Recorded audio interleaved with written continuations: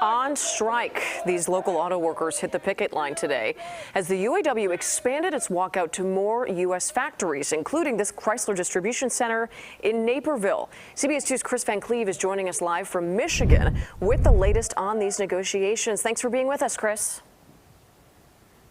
Absolutely good to be with you in Chicago. Now, the auto workers are sending a very clear message here. They are unhappy with the progress, particularly with two of the big three automakers. And while they've expanded the strike now, they say if they don't get better offers, they're going to expand it even further.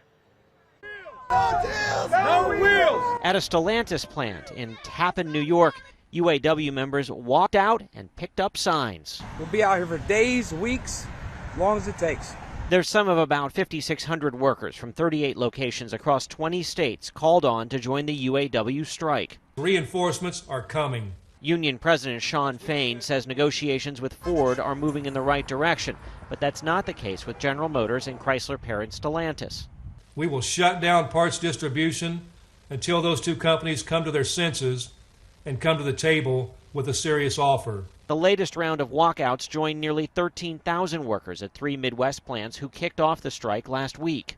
When you lose production at those plants, that's when things at General Assemblies go down. That's when, the whole system falls apart. So this is a huge escalation in terms of work stoppage. Automakers have seized on what appear to be some leaked messages outlining the union strategy obtained by the Detroit News here in town that seem to indicate the union is planning for a long and costly strike. In statements, both Stellantis and General Motors pointed to the leaked texts and questioned whether UAW leadership was ever interested in reaching an agreement in a timely manner. Still, both say they will continue to negotiate with the UAW in good faith.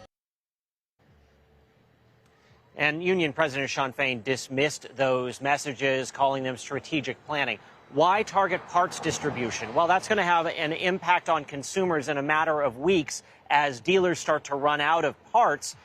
People won't be able to get their cars repaired, Marie. So the union is betting pressure from the customer base as well as the pressure they're putting on production will bring GM and Stellantis back to the table.